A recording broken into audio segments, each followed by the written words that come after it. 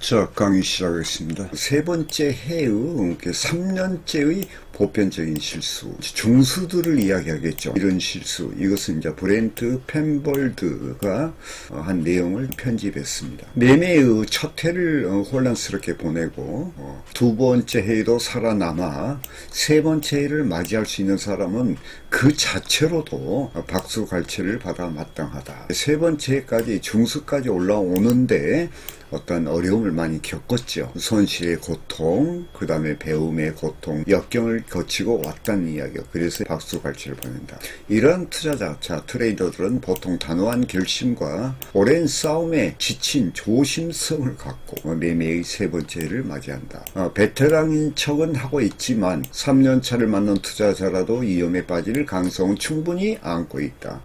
그들은 더 많은 지식을 갖고 있으며 자신만 그렇게 생각할 수도 있지만 시장이 자신에게 엄청난 빚을 지고 있다고 생각한다. 그러니까 이 빚은 두 가지인데 최종적으로는 시장이 빌려간 돈이라고 생각을 하고 또 하나는 시장의 미스테리를 풀기 위해 그동안이 투자한 자신의 시간이다. 우리가 트레이딩에서 어떠하니 극한 역경, 고통을 겪는 그런 과정에서 많은 시간이 들어갔겠죠. 자, 이것을 끝마치기 위해 그들의 자존심은 큰 상처를 받았다. 그런데 이걸 상처라고 생각을 한다는 거예요. 근데 이것은 폭발물 덩어리와 같다 하는 거예요. 위험하다는 거예요. 첫 번째 매매 전략. 보면 배웠던 것들을 떠나보내기가 어렵다. 그러니까 기존 자기가 잘못된 그 배움이 있었죠. 그것을 버리기가 어렵다는 거예요. 3년차도. 예. 저항선과 지지선을 완전히 잇는다. 그 다음에 기술적 분석이 있고 트레이딩이 있죠. 매매를 혼동하고 매매 계획, 예비 신호로부터 구분하지 못한다. 예비 신호를 검증해주는 매매 계획을 수립하지 못한다. 예비 신호라고 여기서는 표현했는데 저는 핵심 패턴입니다. 그래서 핵심 패턴이 시나리오를 만든다. 이런 것을 아직까지도 이해를 못한다는 거죠. 그 다음에 긍정적인 기대치를 이해하지 못한다.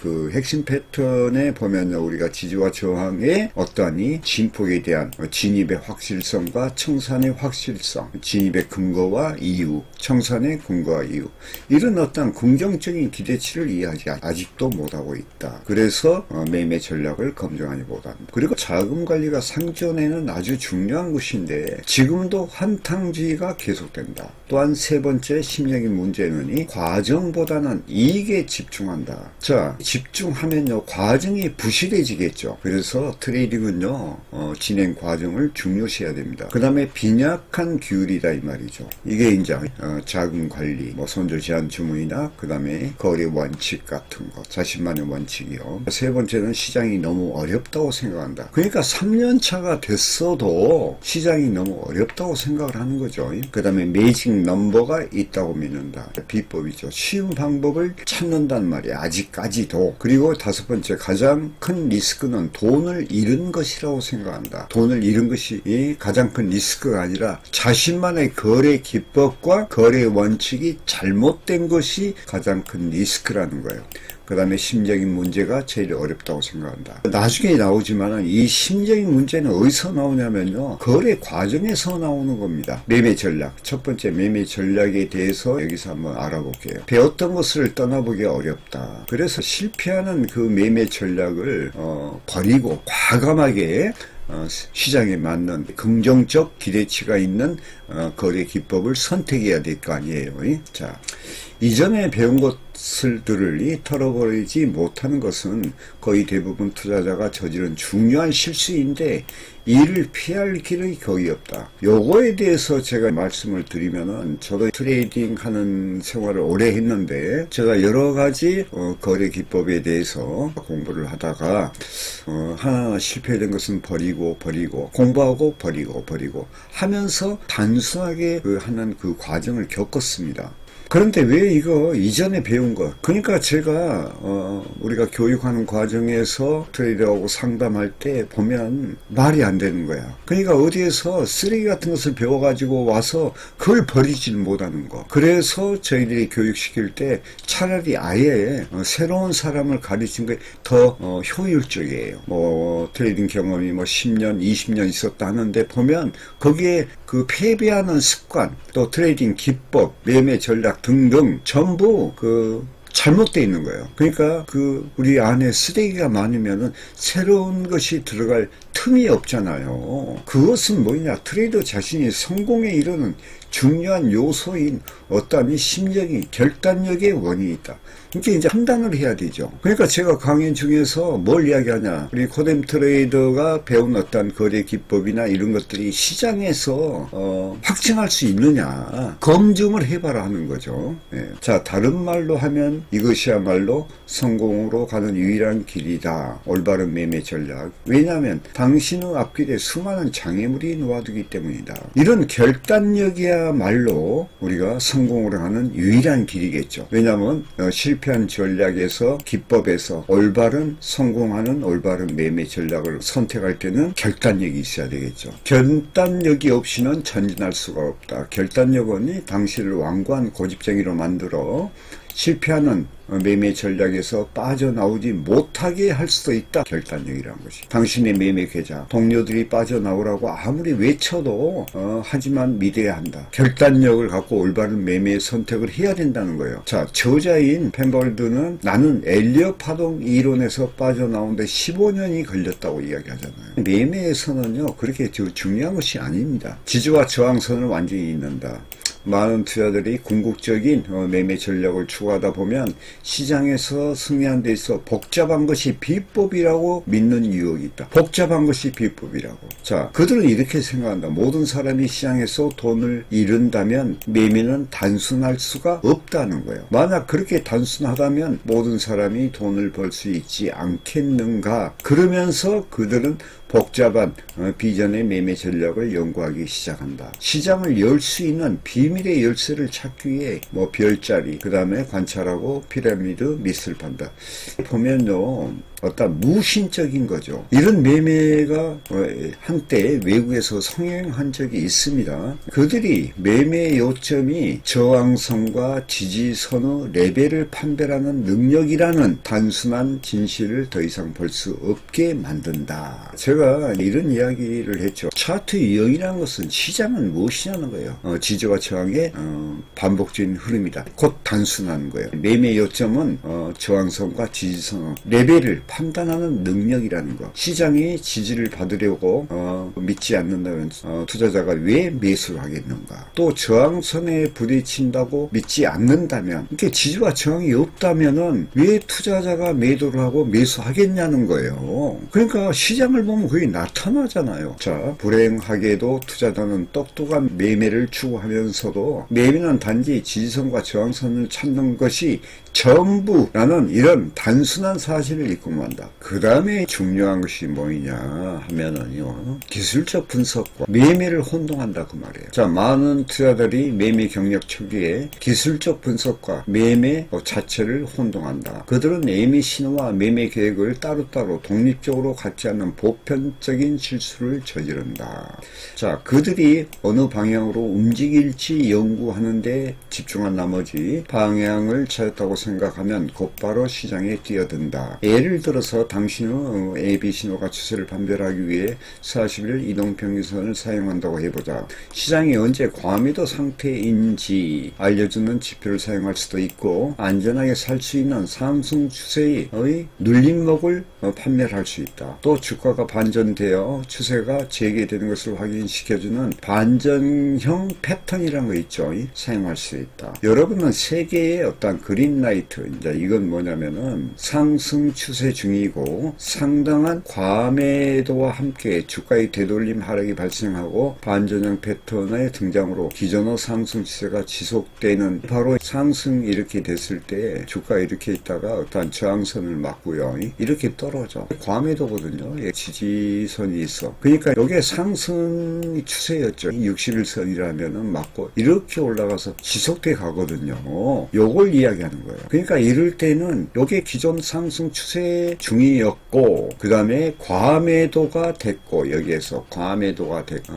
요게 과매도가 됐죠. 그 다음에 여기서 되돌림을 하는 거죠. 이렇게 여기 와서 되돌림 하락이 발생하고, 그 다음에 여기에서 패턴이 형성이 돼요. 그러니까 이 자체가 뭐냐면은 이 상승 추세선에서 과매도로 이탈한 요 부분을 우리가 패턴상으로 뭐라고 이야기하냐면 이거이 바로 베어 트랩이라고 하는 겁니다. 자, 그리고 자신의 분석 혹은 기술적 분석, 그 다음에 매매 전략이 상승 추세의 재개를 판별해 주었기 때문에 즉시 시장으로 달려가 당일 종가 혹은 다음날 시가로 매수 주문을 낼 것이다. 이 경우 당신은 예비 신호와 매매 계획을 구분하지 못하는 보편적인 실수를 범하고 있는 것이다. 요 이야기는요, 간단히 말하면요, 기술적 분석을 하는 것과 트레이딩 하는 것은 같아요. 매매할 때는 기술적 분석을 바탕으로 하지만 트레이딩은 약간 틀립니다. 이 구분이 돼야 돼. 왜냐면은 이 매매라는 것은요, 자, 여기 시점에서 우리가 들어간다. 이것은 우리가 기술적 분석에 알 수 있어. 그러면은 어디까지, 여기에서요, 이렇게 올라갈 때 여기서 다시 또 하락각이 내려올 수 있어. 그럼 여기 맞고 이렇게 떨어지거든요. 예를 들어서 떨어졌다가 여기에서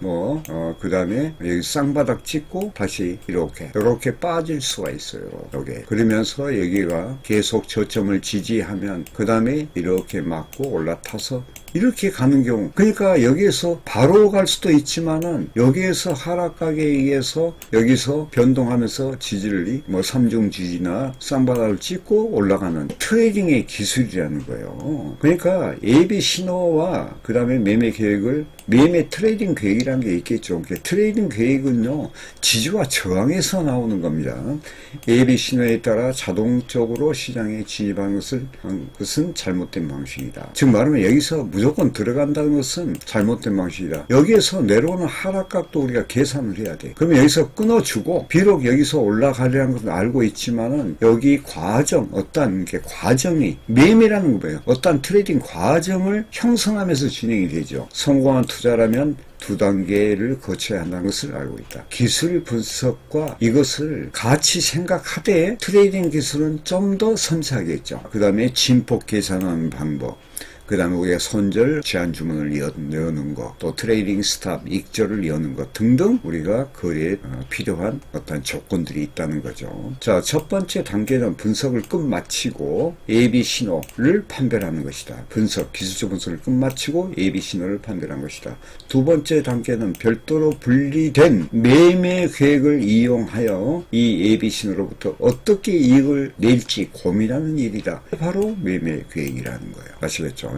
그 다음에 예비 신호를 검증해 주는 어떠한 매매 계획을 수립하지 못한다. 만일 당신이 이미 별도로 분리된 예비 신호와 매매 계획을 개발했다면 매수 혹은 매도 계획을 수립하기 전에 분석을 끝마치고 예비 신호를 찾아내게 될 것이다. 다음 날이 되면 당신이 신경 써야 할 것은 예비 신호가 아니라 오로지 매매 계획에 관한 것이다. 그러니까 우리가 기술적 분석과 매매 계획이 같이 가면서 먼저 기술적 분석이 필요하고 그 다음에 진입하면서 트레이딩 전술 전략 이런 게 필요하다는 이야기죠. 예비 신호를 검증할 수 있는 매매 계획을 설계해야 한다는 사실을 많은 투자자들이 놓치고 있다. 중요하게. 그 신호가 맞는지 그 다음에 검증해야 되고 그 다음에 매매 계획을 수립해야 되겠죠. 그들은 매매 계획이란 고작해야 진입과 손절 그리고 청산을 포함할 뿐이다. 그러니까 우리가 시장을 놓고 고민하는 것이 다 이런 것들이죠.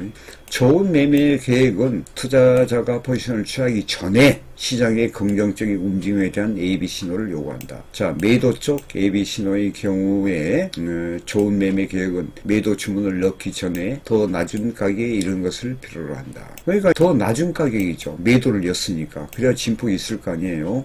매수 쪽 예비 신호의 경우에는 좋은 매매 계획은 매수 주문을 넣기 전에 더 높은 가격에 이르는 것을 필요로 하겠죠. 이건 당연한 거죠. 그러니까 우리가 진폭이 있어야 돼. 우리가 진폭을 볼 수가 있어야 되겠죠. 어떤 긍정적인 기대치죠. 불행하게도 대부분 투자들은 그들의 매매 계획에 이런 검증 역할을 포함시키지 않고 있다. 그냥 들어가는 거예요. 무작정 들어가다 보면요, 예기치 않는 어떤 하락각에 걸려서 반대로 진행할 수도 있겠죠. 그 다음에 긍정적인 기대치를 이행하지 못한다. 이거 다 같은 의미예요. 제가 부연 설명하면 핵심 패턴에 의한 시나리오죠. 자, 또 다른 보편적인 주시는 긍정적 기대치에 대해 무지한다는 것이요.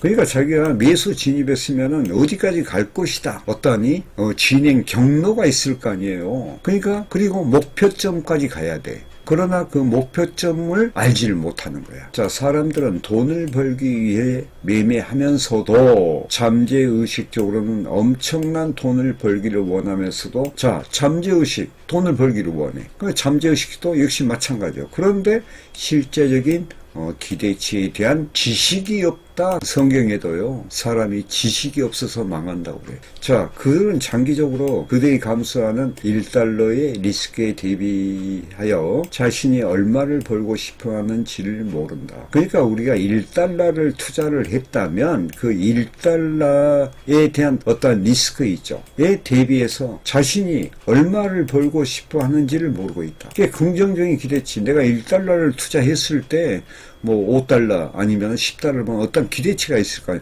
그것을 알지 못한다. 그 말입니다. 그러니까 결과적으로 차트에 대한 지적 결여를 이야기하죠. 그 다음에 매매 전략을 검증하지 못한다. 경험이 많든 적든 대부분 투자자가 그들의 매매 전략을 정확히 검증하지 못하는 실수를 한다. 어떤 사람은 시뮬레이션 결과로 나온 수익률 그래프와 또 가상 매매에서 계산되어 나온 기대치, 이 모의 매매죠. 자신들의 시스템을 검증해 준다고 생각한다. 불행히도 이것은 사실이 아니다. 우리가 가상 매매할 때하고 실제 매매할 때하고는 좀 틀리죠. 그런 것들을 옳다고 생각하는 것은 크나큰 어떠한 리스크를 가져오는 것이죠. 대부분 투자자는 계좌에 진짜 돈을 넣고 매매한 실거래 내역만으로 자신의 매매 전략을 검증할 것이다. 만약에 돈을 번다면 그 매매 전략은 검증이 되는 것이다. 그러니까 가상 매매로 하는 것은 정확한 기대치가 안 된다는 거예요. 실제 돈을 넣고 매매한 이것이 바로 그 사람의 매매 전략을 검증해 주는 것이다. 만약 돈을 잃은다면 그들의 시스템은 별로다. 하지만 진짜 돈을 넣는 리스크를 감수하지 않고 당신의 매매 전략을 검증한 유일한 방법이 있는데 나의 테스트 절차를 따르면서 공정하게 당신의 규칙에 따라 매매한 것이다. 그러니까 우리가 진짜 돈을 넣어서 계속적으로 일관된 수익을 낸다면 그 매매 전략은 이미 검증된 거죠. 그러나 그 매매 전략이 정확성이 있어야 돼요. 특히 해서는 그렇습니다. 자, 자금관리. 아직도 3년째 중순대 한탕주의가 계속된다는 거죠. 이는 대부분 사람들이 매매 경력 초반부터 허우적거리는 한 부분입니다. 많은 투자자들이 스스로 자금관리를 이해하고 있다고 생각하지만 그들은 아직도 모든 매매에서 너무 큰 리스크를 노출하고 있다. 우리가 한탕주의 하면 해성 같은 경우에 레버리지를 사용하죠. 근데 레버리지를 지주와 저항의 개념이 확실한 상태에서 사용하게 되면요, 그것은 큰 수익을 가져다 주죠. 그러나 리스크에 대해서 생각하지 않고 그냥 한탕주의로서 레버리지를 사용한다면 자칫하면 비참한 결과를 가져옵니다. 그들은 파산할 리스크를 줄이고 장기간 살아남기 위해서라도 이익이 줄어든 것을 받아들일 만한 인내심을 갖지 못하고 있다. 매매에서 안전하게 하려면 흥분해서는 안 된다. 파산할 리스크를 줄이고 장기간 살아남아야 될 거 아니에요. 생존하기 위해서 내가 지금 조금 이익이 마음은 한탕하고 싶지만은 줄어드는 것을 받을 만한 인내심을 갖지 못하고 있는 거야. 그래서 결과적으로 한탕주의로 인해서 레버리지를 과도하게 사용하게 되면은 어떤 큰 문제가 발생하는데 기술적인 문제도 마찬가지지만 또 그 영향이 심적인 문제까지 가서 마음의 동결 상태에 마비한 현상까지도 일어난다는 거죠. 자, 그 다음에 심리적인 문제인데요. 트레이딩 이 과정에서 심리적인 문제는 상당히 중요하죠. 자, 그런데 보세요. 과정보다는 집착한다고 해서 돈을 벌지는 못한다. 투자자는 이익이 아니라 매매의 과정에 초점을 맞춰야 된다. 돈에 초점을 맞추지 말고, 즉 자금관리, 예비신호의 판별, 그리고 매매 계획 수행에 집중해야 한다. 매매 과정에 집중하는 방법을 배우면 이익은 저절로 따라온다. 자, 빈약한 귤이 부족한 것은 또 다른 보편적인 실수다. 투자자는 자신들의 예비 신호와 매매 계획에 제대로 집중하지 못하고 중구난방으로 진입했다가 손실을 보고 청산하는 경우가 있다. 그리고 시장이 너무 어렵다고 생각한다. 만약 당신이 3년째 매매하고 있을 정도로 행운이 있지만, 왜 다들 90%는 뭐 거의 다 실패하고 망하는데, 아직도 돈을 잃고 있다면 당신의 인내심은 거의 한계에 이르렀을 것이다. 만일 그렇다면 당신은 아마도 시장이 너무 어려워서 매매가 불가능하다고 믿는 어떤 보편적인 실수를 저지르게 된다. 자, 매직 넘버가 있다고 믿는다. 매매가 불가능할 정도로 시장이 어렵다고 생각하기 시작하면 당신은 아마 소수에 성공하는 투자자가 있다는 사실을 떠올릴 것이다. 이런 생각을 하다 보면 시장에서 성공하는 극소수의 사람에게 어떤 매직 넘버가 있을 것이라고 믿게 된다. 그것이 바로 경험이 부족한 투자자가 논리적으로 생각을 할 수 있는 유일한 결론이다. 3년째 중수가 돼도 가장 큰 리스크는 돈을 잃은 것이라고 생각한다. 투자가 저지르는 또 하나의 보편적인 실수가 매매에서 가장 큰 리스크는 돈을 잃은 것이라고 생각하는 것이다. 하지만 당신이 매매에서 노출되는 가장 큰 리스크는 잘 돌아가는 매매 전략에서 화를 내는 것이다. 시장이 지루한 국면에 놓여 있을 때 당신은 이익을 더 짜내기 위해 자신의 시스템을 수정하고 싶은 어떤 충동을 억제해야 된다. 자, 이건요, 우리가 차트에 대해서 제가 말씀드리면은 차트가 100%는 없습니다. 그러나 90%, 95%는 있겠죠. 그러나 그것이 어떻게 내가 운영하는가가 문제예요. 그러니까 우리가 차트 반복 훈련을 계속 시키는 이유가 바로 거기겠죠. 물론 저도 제 트레이딩 시스템, 거래 기법을 약간 바꿔볼까 하는 그런 것을 예전에는 수없이 했는데 지금은 이미 10년 이상을 제가 한 기법으로만 제가 뭐 코인이고 그 다음에 뭐 주식이고 해선이고 전부 맞으니까 그렇게 하고 있죠. 그게 그러면서 더 훈련을 통해서 시장을 더 알아가는 것이 중요한 거예요. 그 다음에 심적인 문제가 제일 어렵다고 생각한다. 3년 막바지에 발버둥 치는 투자자, 트레이더는 매매에서 제일 어려운 것이 심적인 문제라고 생각하는 보편적인 실수를 저지른다. 수없이 많은 책을 읽고 매매 관련 소프트웨어를 사용하고 수많은 강연을 듣고 나서 그들은 성공적으로 매매하려면 반드시 지식이 필요하다고 생각한다. 그들은 자신이 멍청하지 않다는 것을 알기에 실패의 원인은 지식이 부족해서가 아니라 그것을 제대로 적용하지 못했기 때문이라고 믿는다. 바로 심적인 문제가 가장 큰 장애물이라고 생각하는 것이다. 이런 어떠한 믿음은요, 대부분 투자 지침서가 성공하는 투자자가 되는 길에서 심적인 문제야말로 강력한 도전자라고 말하기 때문에 더욱 확고해진다. 심적인 문제는 매우 중요하기는 하지만 나는 개인적으로 그것이 성공적인 매매에서 최고의 도전자는 아니라고 믿고 싶다. 여러분, 제가 이거 결론을 내가 말씀드릴게요. 이 심리적인 문제는요, 매매 과정에서 발생하는 것이거든요. 그러면 첫째가 무엇이냐면요, 우리가 의자를 떠받치는 기둥이 첫째는 생존을 위한 자금 관리, 두 번째는 거래 기법, 우리가 차트 기술을 말하죠. 그걸 바탕으로 하는 매매 전략, 핵심 패턴 중요하죠. 이 둘이 결합이 딱 되면요, 심적인 문제는 해결이 되는 거예요. 그래서 심적인 문제의 제일 어떠하니 중요한 요소가 뭐냐면요, 어떤 손실에 대한 두려움을 말해요. 그럼 손실이 왜 왔냐는 거예요. 그것은 트레이닝의 어떤 지지와 저항이 잘못된 것, 차트 기술의 부족함 때문에 오는 것이 첫 번째예요. 그러면은 이 심적인 문제는 여러분들이 간단히 말하면요, 손절 제한 주문을 일단은 걸어놓는 것이 최상의 방법이야.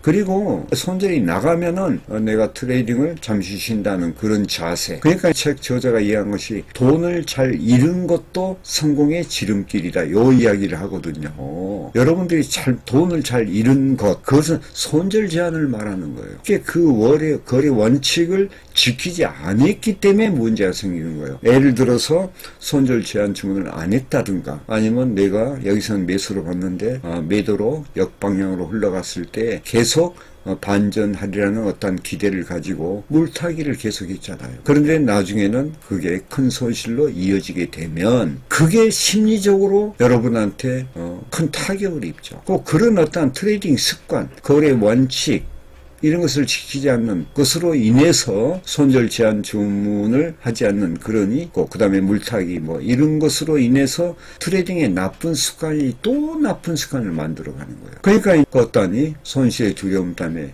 트레이딩의 마비 현상이 오게 되고 하는 그런 것이, 그러면서 이제 심리적인 문제가 중요하다. 근데 그거 문제 해결하는 것은 차트 기술이 있어야 된다는 거예요. 올바른 차트의 어떤 배움 중요하다는 거예요. 그러면은 이 문제는 해결되는 거예요. 심리가 중요한 것이 아니다.